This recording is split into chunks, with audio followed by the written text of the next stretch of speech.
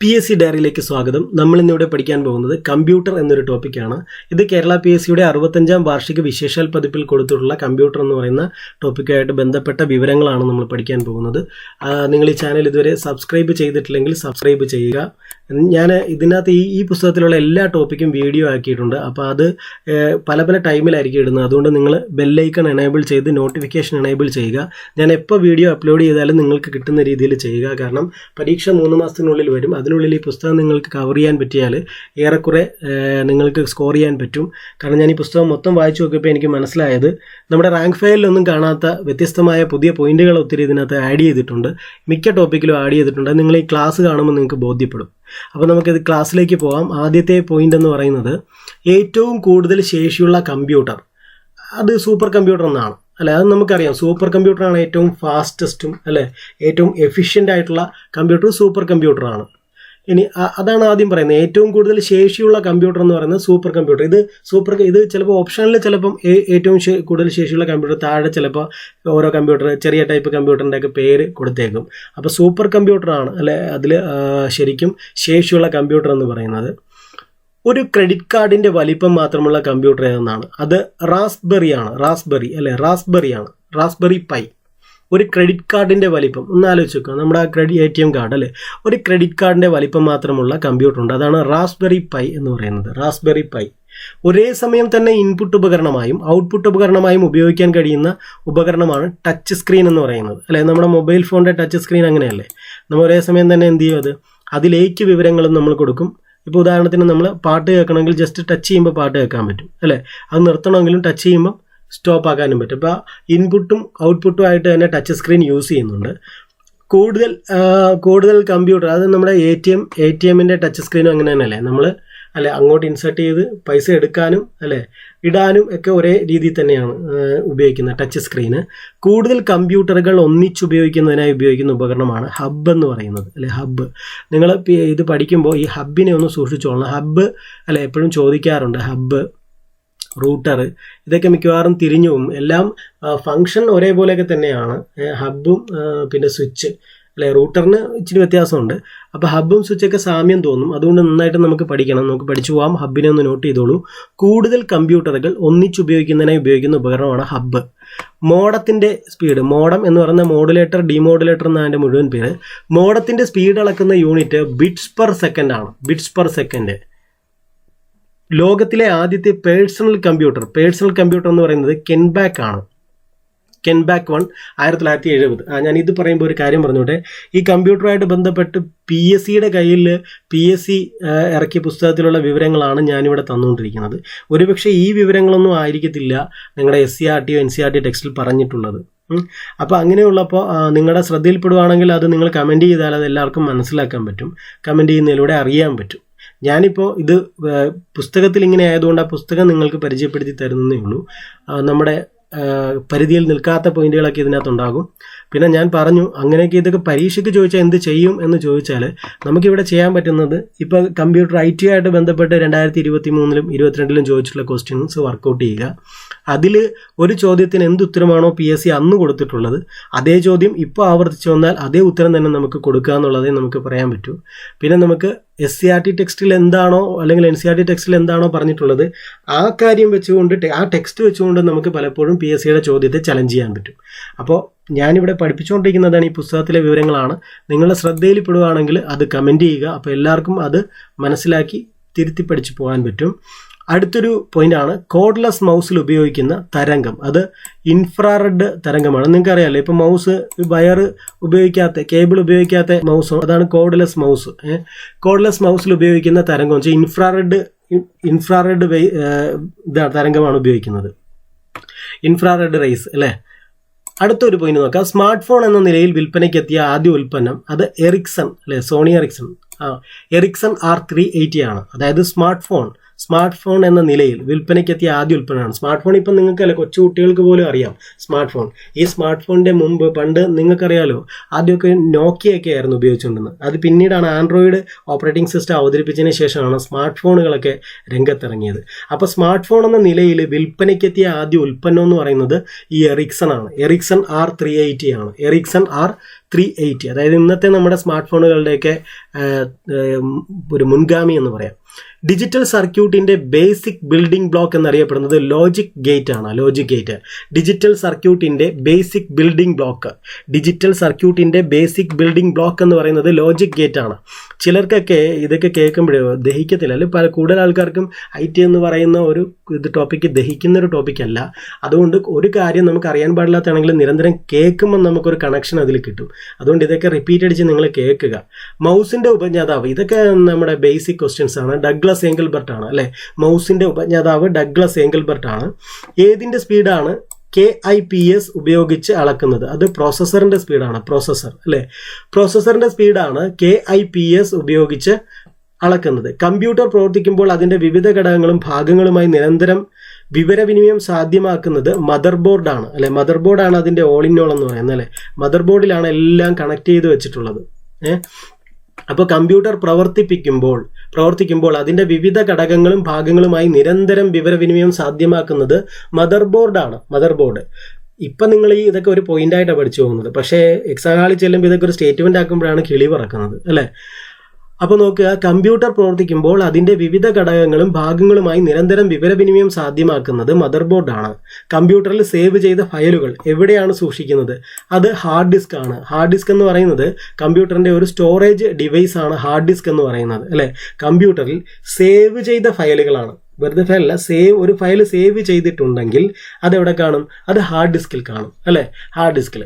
കണക്ക് കൂട്ടുന്നതിനുള്ള ഏറ്റവും പഴക്കമുള്ള ഉപകരണമാണ് അബാക്കസ് എന്ന് പറയുന്നത്. അബാക്കസ് അഥവാ മണിച്ചട്ടം എന്നൊക്കെ പറയും അല്ലേ. അബാക്കസ് കണക്ക് കൂട്ടുന്നതിനുള്ള ഏറ്റവും പഴക്കമുള്ള ഉപകരണമാണ് അബാക്കസ്.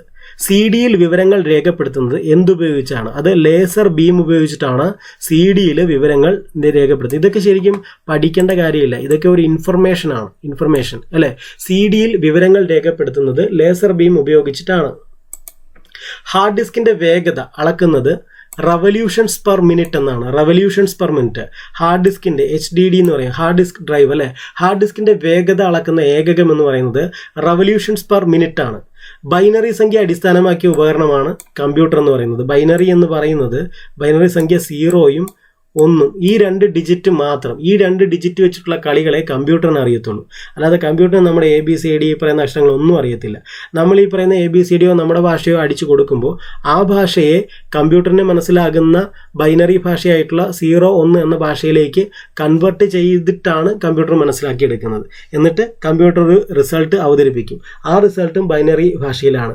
ആ ബൈനറി ഭാഷയെ തിരിച്ച് നമ്മുടെ ഹൈ ലെവൽ ലാംഗ്വേജിലേക്ക് മാറ്റുമ്പോഴാണ് നമുക്ക് സ്ക്രീനിൽ അത് കാണാൻ പറ്റുന്നത്. മനസ്സിലായി? അപ്പോൾ കമ്പ്യൂട്ടറിന് അറിയാവുന്ന ഭാഷ എന്ന് പറയുന്നത് ബൈനറി സംഖ്യ അടിസ്ഥാനമാക്കിയുള്ള ബൈനറി ലാംഗ്വേജ് ആണ്. നമുക്കറിയാലോ, നമ്മൾ ഇംഗ്ലീഷ് ഉപയോഗിക്കുമ്പോൾ 26 അക്ഷരങ്ങൾ ഉപയോഗിച്ചുകൊണ്ടാണ് ഇംഗ്ലീഷ് കൈകാര്യം ചെയ്യുന്നത് അല്ലേ. മലയാളം 51 അക്ഷരങ്ങൾ ഉപയോഗിച്ചുകൊണ്ടാണ് മലയാളം കൈകാര്യം ചെയ്യുന്നത്. അതുപോലെ കമ്പ്യൂട്ടർ അതിൻ്റെ ഭാഷയായിട്ടുള്ള ബൈനറി ലാംഗ്വേജ് കൈകാര്യം ചെയ്യുന്നത് 0, 1 എന്ന് പറയുന്ന വെറും 2 ഡിജിറ്റ് കൊണ്ടിട്ടാണ്. മനസ്സിലായി? ഇപ്പം ക്ലിയർ ആയി കാണുമെന്ന് വിചാരിക്കുന്നു.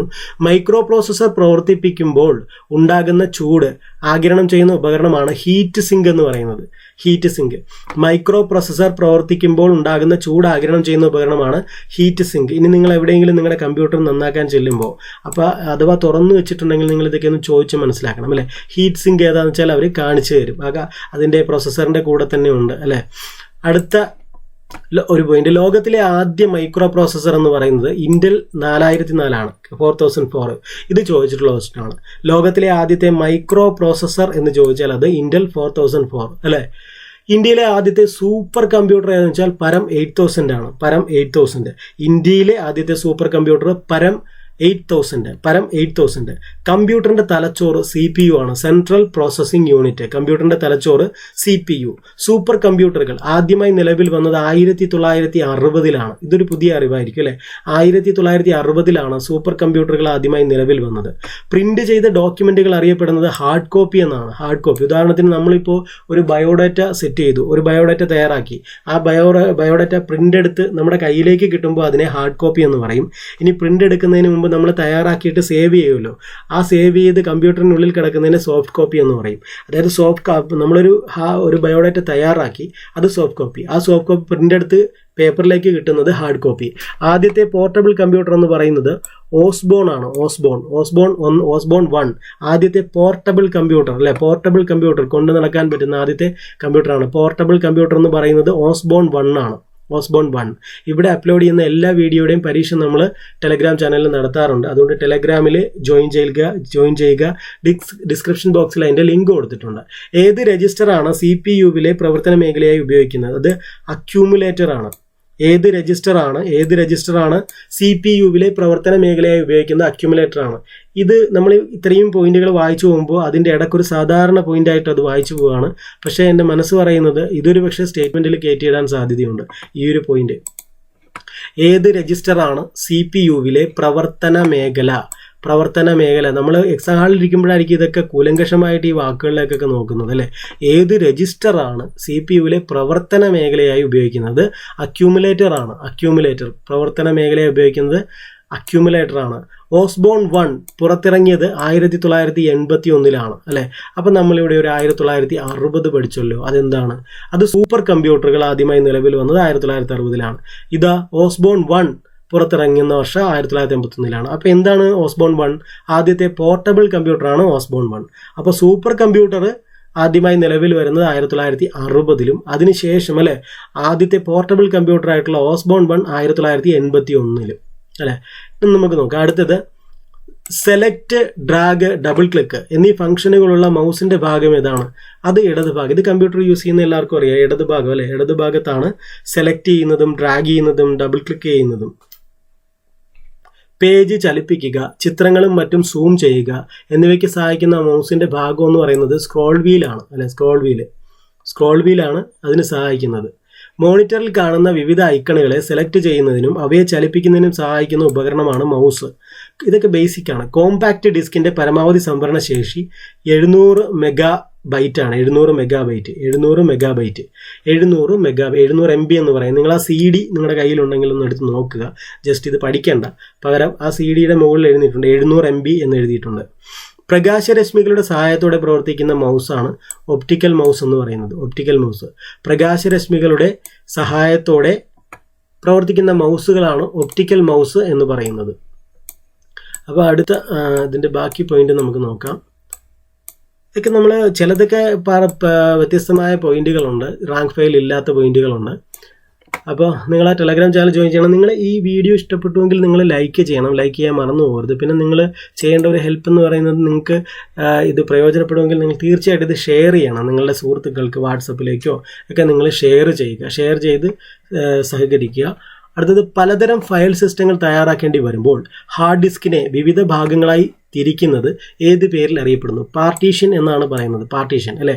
നിങ്ങൾക്ക് കമ്പ്യൂട്ടർ ഉണ്ടെങ്കിൽ നിങ്ങൾക്കറിയാം, നിങ്ങൾ ഫോർമാറ്റ് ചെയ്യാറുണ്ട് കമ്പ്യൂട്ടർ അല്ലെ. സിസ്റ്റം ഫോർമാറ്റ് ചെയ്യാറുണ്ട്. അപ്പോൾ ഫോർമാറ്റ് ചെയ്യുന്ന ആ പ്രക്രിയയിൽ നടക്കുന്നത് പാർട്ടീഷനാണ് അല്ലെ. ഫോർമാറ്റ് ചെയ്തതിന് ശേഷം അല്ലെ നിങ്ങൾക്കിപ്പോൾ ഏത് C ഡ്രൈവ്, D ഡ്രൈവ് അല്ലെ, അതിൽ പാർട്ടീഷൻ ചെയ്തിട്ടാണ് നിങ്ങൾ അതിലേക്ക് ഏതെങ്കിലും ഒരു C ഡ്രൈവിലായിരിക്കും നിങ്ങൾ ഓപ്പറേറ്റിംഗ് സിസ്റ്റം ലോഡ് ചെയ്ത് വെക്കുന്നത് അല്ലേ. അപ്പോൾ നിങ്ങൾക്കറിയാം അത് പാർട്ടീഷൻ എന്താണെന്നുള്ളത്. നിങ്ങൾ ഇനിയിപ്പോൾ നിങ്ങളുടെ സിസ്റ്റം ഫോർമാറ്റ് ചെയ്യുമ്പോഴോ ഒക്കെ നിങ്ങൾ ചോദിച്ചാൽ അവർ പറഞ്ഞു തരും. ഇന്ത്യ തദ്ദേശീയമായി നിർമ്മിച്ച ആദ്യത്തെ മൈക്രോ പ്രോസസ്സർ എന്ന് പറയുന്നത് ശക്തിയാണ്. ഇന്ത്യ തദ്ദേശീയമായി നിർമ്മിച്ച ആദ്യത്തെ മൈക്രോ പ്രോസസ്സർ, നമ്മൾ ലോകത്തിലെ ആദ്യത്തെ മൈക്രോ പ്രോസസ്സർ പഠിച്ചു. ഏതാണ്? ഇന്റൽ 4004 എന്ന് പറയുന്നത്. ഇതാ ഇന്ത്യ തദ്ദേശീയമായി നിർമ്മിച്ച ആദ്യത്തെ മൈക്രോ പ്രോസസ്സറാണ് ശക്തി എന്ന് പറയുന്നത്. ശക്തി. ഏത് കമ്പ്യൂട്ടർ കമ്പനിയാണ് ആദ്യമായി മൗസ് പ്രചാരണത്തിൽ കൊണ്ടുവന്നത്? അത് ആപ്പിൾ കോർപ്പറേഷനാണ് അല്ലെ. ആപ്പിൾ കോർപ്പറേഷനാണ് മൗസ് പ്രചാരണത്തിൽ കൊണ്ടുവന്നത്. ആപ്പിൾ കോർപ്പറേഷനാണ് അല്ലെ. സ്റ്റീവ് ജോബ്സിന്റെ അല്ലെ. കമ്പ്യൂട്ടറിനകത്തുള്ള കമ്പ്യൂട്ടറുകൾ തമ്മിലോ വിവരങ്ങൾ കൈമാറാൻ ഉപയോഗിക്കുന്ന പാതകൾക്ക് പറയുന്നതാണ് ബസ് എന്ന് പറയുന്നത്. ബസ് അല്ലെ, എന്താണ് ബസ്? കമ്പ്യൂട്ടറിന് ബസ് അങ്ങനെ തന്നെയാണല്ലോ, ഒരു സ്ഥലത്ത് നിന്ന് മറ്റൊരു സ്ഥലത്തേക്ക് നമ്മളെ ട്രാൻസ്പോർട്ട് ചെയ്യാൻ സഹായിക്കുന്നതാണല്ലോ. ഇത് കമ്പ്യൂട്ടറിനകത്തുള്ള ഘടകങ്ങൾ തമ്മിലോ കമ്പ്യൂട്ടറുകൾ തമ്മിലോ വിവരങ്ങൾ കൈമാറാൻ ഉപയോഗിക്കുന്ന പാതകൾക്ക് പറയുന്ന പേരാണ് ബസ് എന്ന് പറയുന്നത്. ബസ്. കമ്പ്യൂട്ടറുകൾക്കൊപ്പം ഏറ്റവും കൂടുതൽ ഉപയോഗിക്കുന്ന പോയിന്റിംഗ് ഉപകരണമാണ് മൗസ് എന്ന് പറയുന്നത്. അത് ശരിയാ അല്ലേ? കീബോർഡിനേക്കാളും കൂടുതലും നമ്മൾ മൗസാണ് ആശ്രയിക്കുന്നത് അല്ലെ, പോയിന്റിംഗ് ഡിവൈസ്. അതായത് കമ്പ്യൂട്ടറിന്റെ കൂടെ മിക്കവാറും ഏറ്റവും കൂടുതൽ ഉപയോഗിക്കുന്ന ഉപകരണം മൗസ് തന്നെയാണ്, പോയിന്റിംഗ് ഉപകരണം മൗസ് തന്നെയാണ് അല്ലേ. കണക്ക് കൂട്ടലുകൾക്ക് ഉപയോഗിക്കുന്ന കമ്പ്യൂട്ടറിന്റെ ഭാഗം എന്ന് പറയുന്നത് അരിത്തമെറ്റിക് ആൻഡ് ലോജിക് യൂണിറ്റ് ആണ്, ALU, arithmetic and logic unit. ലോകത്തിലെ ആദ്യത്തെ ജനറൽ പർപ്പസ് കമ്പ്യൂട്ടർ യൂണിവാക് ആണ്. യൂണിവേഴ്സൽ ഓട്ടോമാറ്റിക് കമ്പ്യൂട്ടർ എന്നാണ് യൂണിവാക് അല്ലെ. ലോകത്തിലെ ആദ്യത്തെ ജനറൽ പർപ്പസ് കമ്പ്യൂട്ടർ ആണ് കേട്ടോ. ഈ വാക്കിന് ഇമ്പോർട്ടൻസ് ഉണ്ട്, ജനറൽ പർപ്പസ് അല്ലെ, പൊതുദ്ദേശം അല്ലെ. ലോകത്തിലെ ആദ്യത്തെ ജനറൽ പർപ്പസ് കമ്പ്യൂട്ടർ ആണ് യൂണിവാക് എന്ന് പറയുന്നത്. കമ്പ്യൂട്ടറിന്റെ പ്രധാന സിസ്റ്റം ബോർഡിന്റെ പേര് മദർ ബോർഡ് എന്നാണ് അല്ലെ. മദർ ബോർഡിലാണ് ഈ കമ്പോണൻസ് ഒക്കെ അത് സോൾഡർ ചെയ്ത് വെച്ചിരിക്കുന്നത് അല്ലെ. മദർ ബോർഡ്, പ്രധാന ബോർഡ് ഉണ്ട്, അതാണ് മദർ ബോർഡ്. ആ മദർ ബോർഡിലാണ് പ്രൊസസ്സറും മെമ്മറി കാർഡും ഒക്കെ സെറ്റ് ചെയ്ത് വെച്ചിട്ടുള്ളത്. ആദ്യത്തെ സമ്പൂർണ്ണ ഇലക്ട്രോണിക് കമ്പ്യൂട്ടർ എന്ന് പറയുന്നത് ഏനിയാക് അല്ലെ. അപ്പോൾ യൂണിവാക് എന്താണ്? ലോകത്തിലെ ആദ്യത്തെ ജനറൽ പർപ്പസ് കമ്പ്യൂട്ടർ ആണ്. ആദ്യത്തെ സമ്പൂർണ്ണ ഇലക്ട്രോണിക് കമ്പ്യൂട്ടർ ആണ് ഏനിയാക്. ഇതൊക്കെ സ്റ്റേറ്റ്മെന്റ് ആയിട്ടൊക്കെ ഇടാൻ പറ്റുന്ന തരം ചോദ്യങ്ങളാണ്. അടുത്തത് വ്യത്യസ്ത പ്രോട്ടോക്കോളുകളുള്ള നെറ്റ്വർക്കുകളെ ബന്ധിപ്പിക്കാൻ ഉപയോഗിക്കുന്ന ഹാർഡ്വെയർ ആണ് ഗേറ്റ് വേ എന്ന് പറയുന്നത്. പ്രോട്ടോക്കോളുകൾ എന്ന് പറഞ്ഞാൽ കമ്പ്യൂട്ടറിൽ, ഇന്റർനെറ്റിലും കമ്പ്യൂട്ടറിലൊക്കെ ആയിട്ട് ചില കാര്യങ്ങൾ ചെയ്യുമ്പോൾ ചില റൂൾസ് അടിസ്ഥാനമാക്കിയിട്ടാണ് അത് വർക്ക് ചെയ്യുന്നത്. അതായത് ഉദാഹരണത്തിന് നമുക്കിപ്പോൾ ഒരു മെയിൽ അയക്കണം അല്ലേ. അപ്പോൾ സിമ്പിൾ മെയിൽ ട്രാൻസ്ഫർ പ്രോട്ടോക്കോൾ എന്ന് പറയുന്ന പ്രോട്ടോക്കോൾ ഉണ്ട്. അതെ, പിന്നെ internet protocol, TCP/IP, transfer control protocol, ഇങ്ങനെ പ്രോട്ടോക്കോളുകൾ കുറച്ചുണ്ട്. നമ്മൾ IT എന്ന് പറയുന്നൊരു പ്ലേലിസ്റ്റ് ക്രിയേറ്റ് ചെയ്തിട്ടുണ്ട്. അതിൽ പ്രോട്ടോക്കോളുകൾ മാത്രമായിട്ട് ഞാൻ കൊടുത്തിട്ടുണ്ട്, കുറേ പ്രോട്ടോക്കോൾ.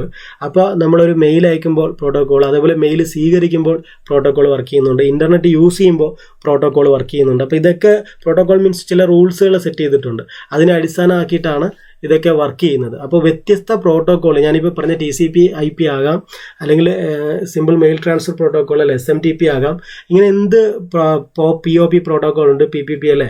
അപ്പോൾ എന്ത് ആയിക്കോട്ടെ, ഇങ്ങനെയുള്ള പ്രോട്ടോക്കോളുകളാണെങ്കിലും ആ പ്രോട്ടോക്കോളുകൾ അല്ലേ, വ്യത്യസ്ത പ്രോട്ടോക്കോളുകളെ, നെറ്റ്വർക്കുകളെ ബന്ധിപ്പിക്കാൻ ഉപയോഗിക്കുന്ന ഹാർഡ്വെയർ ആണ് ഗേറ്റ് വേ എന്ന് പറയുന്നത്. ഗേറ്റ് വേ, സ്വിച്ച്, ഹബ്ബ്, ഇത് അതേപോലെ റൂട്ടർ, ഇതൊക്കെ പ്രത്യേകം തന്നെ പഠിക്കാനുണ്ട്. ഞാൻ പ്രത്യേകം തന്നെ അതിൻ്റെ ക്ലാസ് എടുക്കുന്നതാണ്. വ്യത്യസ്ത പ്രോട്ടോക്കോളുകളുള്ള നെറ്റ്വർക്കുകളെ ബന്ധിപ്പിക്കാൻ ഉപയോഗിക്കുന്ന ഹാർഡ്വെയർ ആണ് ഗേറ്റ് വേ എന്ന് പറയുന്നത്. കമ്പ്യൂട്ടറിന്റെ തൊട്ടു നോക്കാവുന്ന ഭാഗങ്ങളെല്ലാം ചേർത്ത് നൽകിയിരിക്കുന്ന പേരാണ് ഹാർഡ്വെയർ എന്ന് പറയുന്നത് അല്ലേ. കമ്പ്യൂട്ടർ ശരിക്കും പറഞ്ഞാൽ കമ്പ്യൂട്ടർ സിസ്റ്റം എന്ന് പറയുന്നത് 4ആയിട്ട് തിരിച്ചിട്ടുണ്ട്. ഏതൊക്കെയാണ്?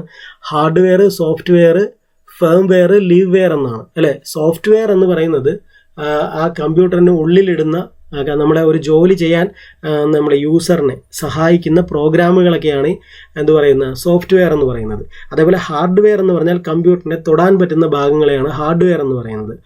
ഫേംവെയർ എന്ന് പറഞ്ഞു കഴിഞ്ഞാൽ കമ്പ്യൂട്ടർ റീഡ് ഓൺലി മെമ്മറി എന്നാണ്. അതായത് കമ്പ്യൂട്ടർ എങ്ങനെ വർക്ക് ചെയ്യണം എന്ന് പറഞ്ഞിട്ട് കുറേ പ്രോഗ്രാമുകൾ ചെയ്തു വെച്ചിട്ടുണ്ട്.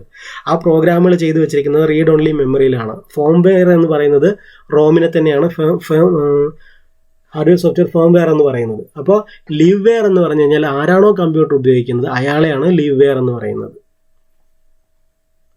അപ്പോൾ ഇത്രയുമാണ് കമ്പ്യൂട്ടർ സിസ്റ്റം. അടുത്തത് കമ്പ്യൂട്ടറിൽ ആൽഫ ന്യൂമറിക് ഡേറ്റ എൻട്രിക്ക് ഉപയോഗിക്കുന്ന ഇൻപുട്ട് ഉപകരണം എന്നാണ്. അത് കീബോർഡാണ്. ഈ ആൽഫ ന്യൂമറിക്കൊക്കെ കണ്ട് പേടിക്കേണ്ട കാര്യമില്ല. ആൽഫ എന്ന് പറഞ്ഞാൽ ലെറ്റേഴ്സ്, ന്യൂമറിക് എന്ന് പറഞ്ഞാൽ നമ്പർ. അതായത് കമ്പ്യൂട്ടറിലേക്ക് ഇപ്പോൾ ലെറ്റർ അടിച്ചു കൊടുക്കും. ഇപ്പോൾ നമ്മുടെ പേര് അടിച്ചു കൊടുക്കുന്നു, അതേപോലെ നമ്പർ അല്ലേ, നമ്മുടെ മൊബൈൽ നമ്പർ അടിച്ചു കൊടുക്കുന്നു.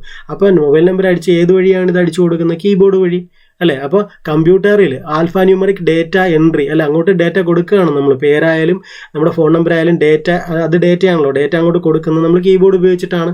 അതേ പറയുന്നുള്ളൂ. കമ്പ്യൂട്ടറിൽ ആൽഫ ന്യൂമറിക് ഡേറ്റ എൻട്രിക്ക് ഉപയോഗിക്കുന്ന ഇൻപുട്ട് ഉപകരണമാണ് കീബോർഡ്. കമ്പ്യൂട്ടറിന്റെ ഭൗതിക ഉപകരണങ്ങൾക്കും അനുബന്ധ സാമഗ്രികൾക്കും പൊതുവായുള്ള പേര് ഹാർഡ്വെയർ എന്നാണ്. കമ്പ്യൂട്ടറിന്റെ ഭൗതിക ഉപകരണങ്ങൾക്കും അനുബന്ധ സാമഗ്രികൾക്കും, അതായത് ഈ കമ്പ്യൂട്ടർ ഇങ്ങനെ ഇരിക്കുന്നു, അപ്പോൾ ഹാർഡ്വെയർ ആണ്. അപ്പോൾ ഇതിന്റെ കേബിൾ ആകാം, ഇതിന്റെ കമ്പോണൻസ് ആവാം, എന്താണെങ്കിലും തൊടാൻ പറ്റുന്നതെല്ലാം ഹാർഡ്വെയർ ആണ്. ആണ്. കമ്പ്യൂട്ടറിലേക്ക് ഇൻപുട്ട് ചെയ്യപ്പെട്ട അക്ഷരരൂപത്തിലുള്ള വിവരത്തെ എങ്ങനെ വിളിക്കുന്നു? അത് ടെക്സ്റ്റ് എന്നാണ് അല്ലേ. നമ്മൾ ടെക്സ്റ്റ് ചെയ്തേക്കാൻ പറയുമല്ലോ സാധാരണ. എന്താണ്? ലെറ്റേഴ്സ് അല്ലേ. കമ്പ്യൂട്ടറിലേക്ക് ഇൻപുട്ട് ചെയ്യുന്ന അക്ഷരരൂപത്തിലുള്ള വിവരത്തെ, ലെറ്റേഴ്സിന്റെ രൂപത്തെ ടെക്സ്റ്റ് എന്നാണ് പറയുന്നത്. ടെക്സ്റ്റ്. കമ്പ്യൂട്ടറിലേക്ക് കൊടുക്കുന്ന വിവരങ്ങൾക്ക് പറയുന്ന പേര് ഇൻപുട്ട് എന്നാണ്. കമ്പ്യൂട്ടറിലേക്ക് നമ്മൾ എന്ത് കൊടുത്താലും അതിന് ഇൻപുട്ട് എന്നാണ് പറയുന്നത്. ഉദാഹരണത്തിന് നമ്മളിപ്പോൾ നമ്മുടെ പേര് ടൈപ്പ് ചെയ്ത് കൊടുക്കുന്നു, അപ്പോൾ അത് ഇൻപുട്ട് ചെയ്ത് കൊടുക്കുകയാണ്, പേര് ഇൻപുട്ട് ചെയ്യും. പിന്നെ നമ്മൾ സ്കാനർ ഉപയോഗിച്ചുകൊണ്ട് നമ്മൾ നമ്മുടെ ഒരു ഫോട്ടോ കമ്പ്യൂട്ടറിലേക്ക് കൊടുക്കുന്നു, അപ്പോൾ സ്കാനർ ഇൻപുട്ട് ഉപകരണമാണ്. അപ്പോൾ സ്കാനറിലേക്ക് ഇൻപുട്ട് ചെയ്ത് കൊടുക്കുകയാണ് ചെയ്യുന്നത് അല്ലേ. അപ്പോൾ ഇതിൻ്റെ അടുത്ത പോയിന്റ് നമുക്ക് നോക്കാം. കമ്പ്യൂട്ടർ ടേൺ ഓഫ് ചെയ്യുമ്പോൾ നഷ്ടമാകുന്ന മെമ്മറി പ്രൈമറി മെമ്മറിയാണ് അല്ലെ. എന്ന് പറഞ്ഞാലേ കമ്പ്യൂട്ടർ പ്രൈമറി മെമ്മറി, കമ്പ്യൂട്ടറിന്റെ മെമ്മറിയെ പ്രൈമറി മെമ്മറി എന്നും സെക്കൻഡറി മെമ്മറി എന്നും തിരിച്ചിട്ടുണ്ട്.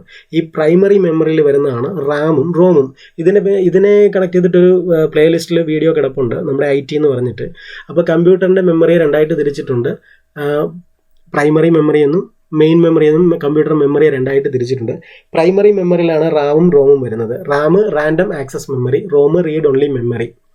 ഈ സെക്കൻഡറി മെമ്മറിയിലാണ് സെക്കൻഡറി സ്റ്റോറേജ് ഡിവൈസുകളായ hard disk, floppy disk, CD, DVD, Blu-ray തുടങ്ങിയ സാധനങ്ങളൊക്കെ അതിനകത്താണ് വരുന്നത്. സെക്കൻഡറി മെമ്മറി എന്ന് പറഞ്ഞാൽ സെക്കൻഡറി സ്റ്റോറേജ് ഡിവൈസ് കൂടിയാണ്, അതായത് സ്റ്റോറേജ് കൂടെ അതിൻ്റെ ഫംഗ്ഷനാണ്. ഈ പ്രൈമറി മെമ്മറിയിൽ വരുന്ന റാമും റോമും അല്ലേ. അതിൽ റാം എന്ന് പറഞ്ഞാൽ റാൻഡം ആക്സസ് മെമ്മറി. നമ്മളൊരു കമ്പ്യൂട്ടർ ഓൺ ചെയ്ത് നമ്മളൊരു ബയോഡാറ്റ സെറ്റ് ചെയ്തുകൊണ്ടിരിക്കുകയാണെന്ന് വിചാരിക്കുക. അപ്പോൾ അത് പക്ഷേ സേവ് ചെയ്തിട്ടില്ല. സേവ് ചെയ്യുന്നതിന് മുമ്പ് വരെ നമ്മൾ ടൈപ്പ് ചെയ്തുകൊണ്ടിരിക്കുന്ന ആ ബയോഡാറ്റ സ്റ്റോർ ചെയ്ത് വെക്കുന്നത് ഈ റാമിലാണ്. ഇനി നമ്മൾ ആ ബയോഡാറ്റ എല്ലാം ടൈപ്പ് ചെയ്തതിന് ശേഷം നമ്മൾ സേവ് ചെയ്യും. സേവ് ചെയ്യുമ്പോൾ നമ്മൾ സേവ് ചെയ്ത് വെക്കുന്നത് സെക്കൻഡറി സ്റ്റോറേജ് ആയിട്ടുള്ള ഹാർഡ് ഡിസ്കിലാണ്. സേവ് ചെയ്ത് കഴിയുമ്പോൾ പിന്നെ റാമിൽ നിന്നും ആ ഡേറ്റ ഹാർഡ് ഡിസ്കിലേക്ക് പോയി. അതായത് ചുരുക്കി പറഞ്ഞാൽ ഇത്രയേ ഉള്ളൂ. റാം എന്ന് പറയുന്നത് നമ്മൾ ആ ചെയ്തുകൊണ്ടിരിക്കുന്ന പ്രവൃത്തിയെ പെട്ടെന്ന് നമ്മൾക്ക് തരുന്നതിന് വേണ്ടിയിട്ടും കുറച്ച് നേരം ഹോൾഡ് ചെയ്ത് വെക്കും. നമ്മൾ ചെയ്തുകൊണ്ടിരിക്കുന്ന പ്രവൃത്തിയെ ഹോൾഡ് ചെയ്ത് വെക്കുന്നതാണ് ഈ റാം എന്ന് പറയുന്നത്. അതുകൊണ്ട് തന്നെ നമ്മളിപ്പോൾ ഒരു ബയോഡാറ്റ ചെയ്തുകൊണ്ടിരിക്കുകയാണ്, ഇപ്പോൾ പെട്ടെന്ന് കറണ്ട് പോയി, UPS ഇല്ല, കറണ്ട് പോയി. അപ്പോൾ കറണ്ട് പോകുമ്പോഴത്തേക്കും റാമിൽ സേവ് ചെയ്തിട്ടില്ല. അപ്പോൾ സേവ് ചെയ്യാത്ത പ്രവൃത്തി റാമിലാണ് ഇരിക്കുന്നത്. റാമിൻ്റെ പ്രത്യേകത എന്ന് പറയുന്നത് എപ്പോൾ കറണ്ട് പോയാലും അപ്പോൾ റാമിൻ്റെ മെമ്മറി പോകും. പിന്നെ നമ്മൾ സ്റ്റാർട്ട് ചെയ്യുമ്പോൾ ഒന്നേന്ന് തുടങ്ങേണ്ടി വരും. അതേസമയത്ത് റാമിലെ വിവരം നമ്മൾ സേവ് ചെയ്ത് ഹാർഡ് ഡിസ്കിൽ വെച്ചിട്ടുണ്ടെങ്കിൽ ഹാർഡ് ഡിസ്കിൽ സേവ് ചെയ്ത വിവരങ്ങൾ കറണ്ട് പോയാലും തിരിച്ചു വരുമ്പോൾ പോകത്തില്ല. അതാണ് നമ്മൾ എപ്പോഴും നിങ്ങൾ കമ്പ്യൂട്ടർ പഠിക്കാൻ പോകുമ്പോൾ അവർ പറയത്തില്ല സേവ് ചെയ്ത് വെച്ചേക്കണമെന്ന് പറയും. കാരണം എന്താ? സേവ് ചെയ്താൽ ഡേറ്റ പോകത്തില്ല. സേവ് ചെയ്യുമ്പോൾ നേരെ ഹാർഡ് ഡിസ്കിലേക്കാണ് അത് സേവ് ചെയ്യുന്നത്, സെക്കൻഡറി സ്റ്റോറേജ് ആയിട്ടുള്ള ഹാർഡ് ഡിസ്കിലേക്ക്. സേവ് ചെയ്യുന്നതിന് തൊട്ട് മുമ്പ് വരെയൊക്കെ അതിരിക്കുന്നത് റാമിലും. റാം ഫാസ്റ്റാണ്, കാരണം റാമിൽ അങ്ങനെ ഹോൾഡ് ചെയ്ത് നിർത്തുന്നത് നമുക്ക് പടപടയെന്നും പറഞ്ഞ് കാര്യങ്ങൾ നടക്കാൻ വേണ്ടിയിട്ടാണ്. അപ്പോൾ റാമിലെ ഡേറ്റ കറണ്ട് പോയാൽ പെട്ടെന്ന് പോകും. റാം ഒരു വോളറ്റൈൽ മെമ്മറി എന്ന് പറയും.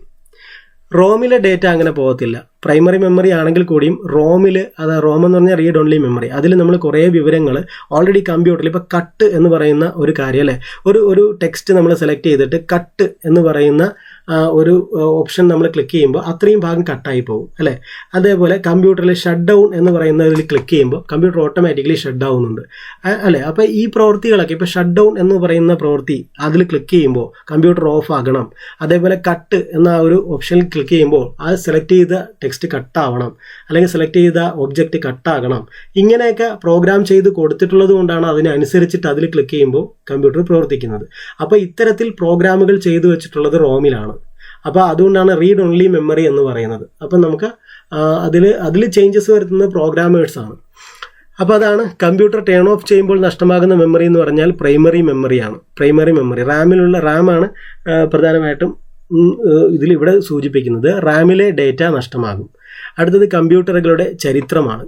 ഇത് ശരിക്കും കമ്പ്യൂട്ടറിൻ്റെ ഡീറ്റെയിൽ ആയിട്ട് എടുക്കേണ്ട ഓരോ ടോപ്പിക്കും ഡീറ്റെയിൽ ആയിട്ട് എടുക്കേണ്ട ഒരു വിഷയമാണ്. അതായത് പ്രൈമറി മെമ്മറി ആയാലും ഇതിൻ്റെ അകത്ത് സോഫ്റ്റ്വെയർ ആണെങ്കിലും എല്ലാം പ്രത്യേകം എടുക്കേണ്ടതാണ്. ഞാനിപ്പോൾ ഓടിച്ച് പറയുന്നേ ഉള്ളൂ. സംശയങ്ങൾ എന്തെങ്കിലും ഉണ്ടെങ്കിൽ കമൻറ്റ് ചെയ്യുക. അടുത്ത് നോക്കാം കമ്പ്യൂട്ടറുകളുടെ ചരിത്രം. കമ്പ്യൂട്ടറുകളുടെ ഒന്നാം തലമുറ എന്ന് വിശേഷിപ്പിക്കപ്പെടുന്ന കാലയളവ് 1940 മുതൽ 1956 വരെയാണ്. ഫസ്റ്റ് ജനറേഷൻ കമ്പ്യൂട്ടറുകൾ. ഫസ്റ്റ് ജനറേഷൻ ഒന്നാം തലമുറ കമ്പ്യൂട്ടറുകളുടെ പ്രധാന സവിശേഷത എന്ന് പറയുന്നത് വാക്വം ട്യൂബുകളായിരുന്നു. ഈ വാക്വം ട്യൂബ് എന്ന് പറഞ്ഞാൽ നമുക്ക് ആദ്യത്തെ കമ്പ്യൂട്ടർ എന്ന് പറയുന്നത് ഒരു വലിയൊരു മുറിയോളം തന്നെ വലിപ്പമുള്ളതായിരുന്നു എന്നാണ് നിങ്ങൾ നെറ്റിൽ സെർച്ച് ചെയ്താൽ കാണാൻ പറ്റും. കാരണം വാക്വം ട്യൂബ് എന്ന് പറയുന്ന ഈ പ്രധാന ഘടകം കൊണ്ടിട്ടാണ് ഈ കമ്പ്യൂട്ടർ ഉണ്ടാക്കിയിട്ടുള്ളത്. ഒന്നാം തലമുറ കമ്പ്യൂട്ടർ. ഈ വാക്വം ട്യൂബ് എന്ന് പറയുന്നത് തന്നെ വലിപ്പം ഉള്ളതാണ്. അപ്പോൾ അത് കുറേ 100 അടുക്കി വെക്കുമ്പോൾ അതിനനുസരിച്ചിട്ട് വലിപ്പം കൂടും. അതേപോലെ ഇത് സ്ലോവസ്റ്റ് ആണ്. ആദ്യം ഉണ്ടായിരുന്ന കമ്പ്യൂട്ടർ ഇത്രയും ഫാസ്റ്റ് ഒന്നുമല്ല. കാലഘട്ടങ്ങൾ മാറി വന്നതനുസരിച്ചിട്ടാണ് ഇത്രയും ഫാസ്റ്റ് ആയിട്ടുള്ള കമ്പ്യൂട്ടറുകളൊക്കെ നമുക്ക് യൂസ് ചെയ്യാൻ പറ്റുന്നത്. അടുത്തത് കമ്പ്യൂട്ടറുകളുടെ രണ്ടാം തലമുറയാണ്. രണ്ടാം തലമുറ എന്ന് വിശേഷിപ്പിക്കപ്പെടുന്ന കാലയളവ് 1957 മുതൽ 63 വരെയാണ് അല്ലേ. ആദ്യത്തെ കാലയളവ് 1940 സ്റ്റാർട്ട് ചെയ്യുന്നത്, 40 മുതൽ 56 വരെ, 1956 വരെ അല്ലേ. 1950 ഇപ്പോൾ രണ്ടാമത്തെ കാലയളവ് എപ്പോഴാണ് വരുന്നത്? 1957 മുതൽ 1963 വരെയാണ് അല്ലേ. ഈ കമ്പ്യൂട്ടറുകളുടെ രണ്ടാം തലമുറ വാക്വം ട്യൂബുകൾക്ക് പകരം രണ്ടാം തലമുറ കമ്പ്യൂട്ടറുകൾ ഉപയോഗിച്ചത് ട്രാൻസിസ്റ്ററുകളാണ്. അപ്പോൾ ഒന്നാമത്തെ ജനറേഷൻ എന്ന് പറയുന്നത് 1940 മുതൽ 56 വരെയും ആ കാലഘട്ടത്തിൽ ഉപയോഗിച്ചിരുന്നത് വാക്വം ട്യൂബുകളാണ്. പിന്നീട് ട്രാൻസിസ്റ്ററുകൾ കണ്ടുപിടിച്ചതോടുകൂടി 1957 മുതൽ 63 വരെ ട്രാൻസിസ്റ്ററുകൾ വെച്ചിട്ട് കമ്പ്യൂട്ടർ ഉണ്ടാക്കാൻ തുടങ്ങി.